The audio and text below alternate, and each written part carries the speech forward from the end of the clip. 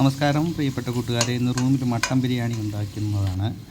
എല്ലാം നേരത്തെ തന്നെ കട്ട് ചെയ്ത് വെച്ചിട്ടുണ്ടായിരുന്നു. ഉള്ളിയെല്ലാം നല്ല വഴറ്റിയതിന് ശേഷം അരിധാന്യങ്ങൾ നേരത്തെ കഴുകി വെച്ചിട്ടുണ്ട്. അതുപോലെ മട്ടനിലും മസാലയെല്ലാം വിരകി അത് വെച്ചിട്ടുണ്ടായിരുന്നു.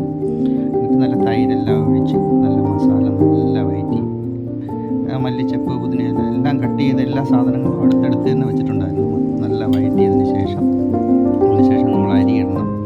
അരി നേരത്തെ കുതിർക്കാൻ വെച്ചിരുന്ന അരിയാണ്. അരിയെല്ലാം ഇട്ട് കുറച്ച് സമയം ഒന്ന് ചൂടാക്കി, ഇലക്ട്രിക് സ്റ്റൗവാണ്, അതാണ് പാട്. അപ്പോൾ അങ്ങനെ അരിയെല്ലാം ഇട്ടു. അങ്ങനെ അതിനെല്ലാം ഇളക്കി നല്ല തിളപ്പിച്ചു. പിന്നെ സലാഡ് ഉണ്ടാക്കാമെന്ന് വിചാരിച്ചു. കുറച്ച് പപ്പടം ഇരുന്നു, പപ്പടം അതെല്ലാം റെഡിയാക്കി പപ്പടം